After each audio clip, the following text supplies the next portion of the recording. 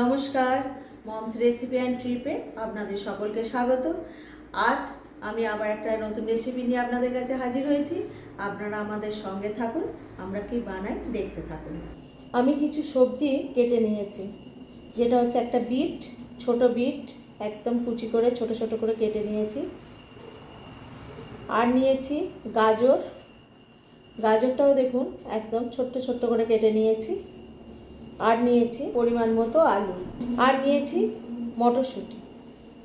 এই মটরশুঁটিটা ছাড়িয়ে নিয়েছি আমি। আচ্ছা, এবার এই আলু, গাজর আর বিট এই তিনটা আমি ভালোভাবে সেদ্ধ করে নেব, দিয়ে ফিরে আসছি। এবার দেখুন আনাজগুলো আমার সব সেদ্ধ হয়ে গেছে।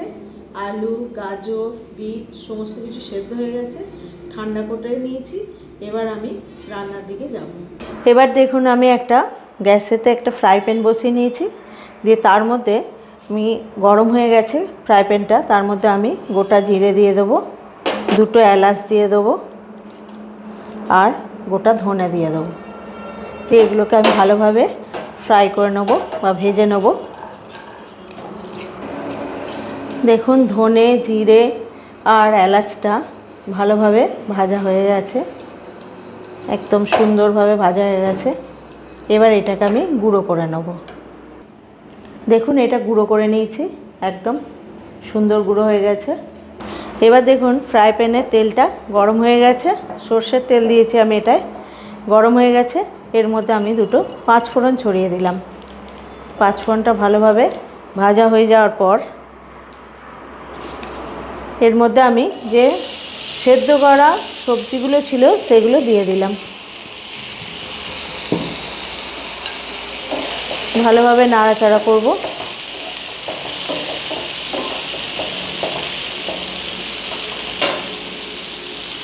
পরিমাণ মতো নুন দিয়ে দেব।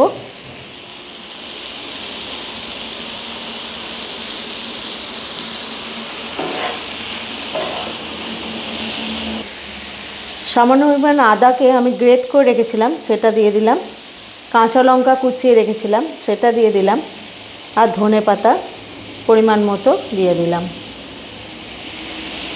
দিয়ে ভালোভাবে আমি এটাকে নাড়াচাড়া করব। প্রয়োজন পড়লে একটু ঢাকনা দিয়ে দেবেন, ঢাকনা দিয়ে একটু নাড়াচাড়া করলে ভালোভাবে সব মিশে যাবে।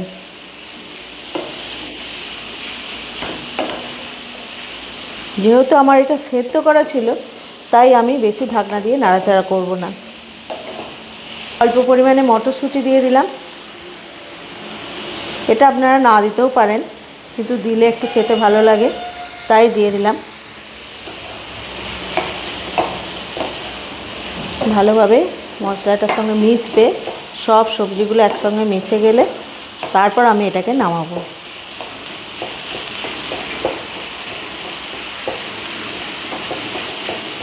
এবার পরিমাণ মতো চিনি দিয়ে দেবো সামান্য করে, আর বাদাম ভেজে রেখেছিলাম, শুকনো খোলায় ভাজা বাদাম, সেটা দিয়ে দিলাম।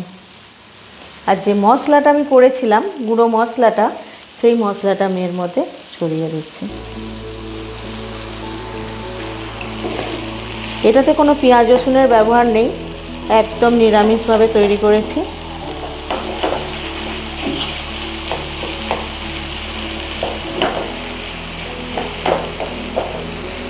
দেখুন এটা একদম রেডি হয়ে গেছে।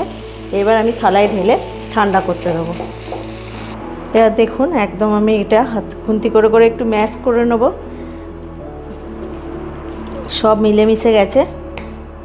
এবার দেখুন আমি এই বিস্কুটগুলো নিয়েছি, এগুলো আমি একটু গুঁড়ো করে নেব। বিস্কুটটা এই যে গুঁড়ো করে নিয়েছি, একদম গুঁড়ো হয়ে গেছে। আমি এটা কি বানাচ্ছি আপনারা নিশ্চয়ই বুঝতে পারছেন, ভেজিটেবিল চপ বানাচ্ছি। তার জন্য আমি বিস্কুট গুঁড়ো করে নিয়েছি, আর আমি সামান্য একটু কর্নফ্লাওয়ার করে নেব। এবার দেখুন আমি কিছুটা পরিমাণে কর্নফ্লাওয়ার নিয়েছি, 3 চামচ মতো কর্নফ্লাওয়ার নিয়েছি। এই টিস্পুন চামচে, এই চামচে 3 চামচ কর্নফ্লাওয়ার নিয়েছি। হাফ টিস্পুন মতো আমি লঙ্কা গুঁড়ো দিয়ে দেবো, আর 1 টিস্পুন মতো আমি নুন দিয়ে দেবো। দিয়ে এটাকে ভালো করে মিশিয়ে নেবো। একটু ভালোভাবে মেশানো হয়ে গেছে। এবার আমি পরিমাণ মতো জল দিয়ে দেবো, অল্প অল্প জল দিয়ে দিয়ে এটা মেশাতে হবে। খুব পাতলা যেন না হয়ে যায় আর খুব মোটাও যেন না থাকে।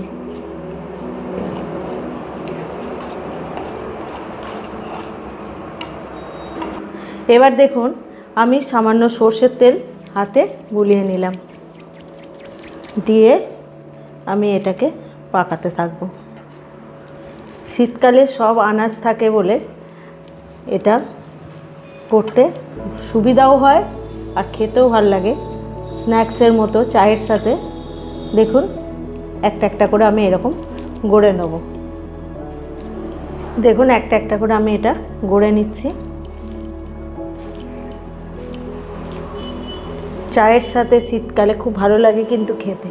সব কিছু আনাজ আমাদের পেটেও পড়বে, স্বাস্থ্যকর এবং মুচমুচে ভেজিটেবিল চপ খুব ভালো লাগে।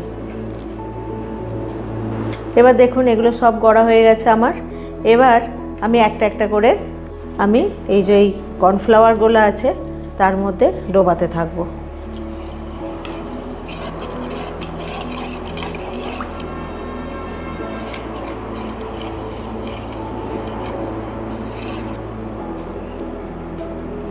এটার মধ্যে ভালোভাবে লাগিয়ে নিলাম আমি কর্নফ্লাওয়ারটা, দিয়ে আমি এই বিস্কুটগুলোই দিয়ে দিলাম। বিস্কুটগুলোটা আমি ভালোভাবে মাখিয়ে নেব।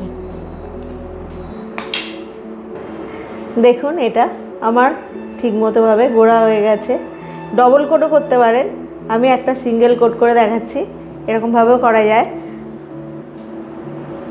আবার আমি একটা দিলাম,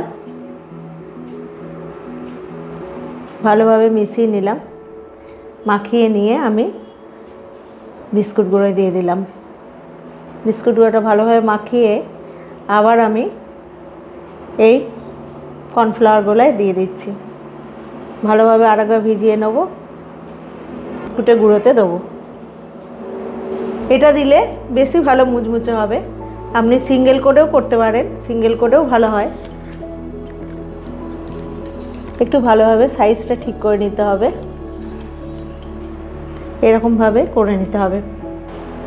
এগুলো আমি সব ভাজার জন্য রেডি করে নিয়েছি। এবার আমি কড়াইয়ে ভাজতে থাকব। এবার দেখুন ফ্রাই প্যানে আমি সাদা তেল দিয়ে দিলাম। এবার দেখুন তেলটা একদম গরম হয়ে গেছে, সুন্দর করে গরম হয়েছে। এবার আমি একটা একটা করে ভাজতে দিয়ে দেবো।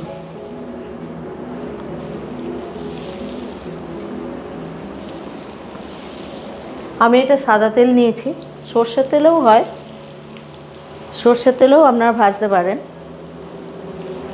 একটু কম আছে, ভালো করে ভাজতে হবে। এগুলো একদম ভাজা হয়ে গেছে, তুলে নেব। বাকিগুলো এরকমভাবে ভেজে নেব।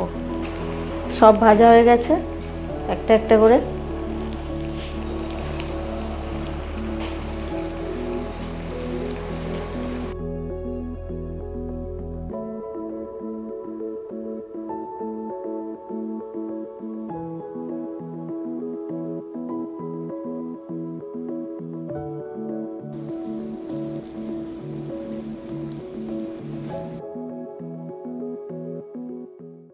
রেসিপিটা যদি ভালো লাগে লাইক, শেয়ার, সাবস্ক্রাইব করবেন আর আমার সঙ্গে থাকবেন।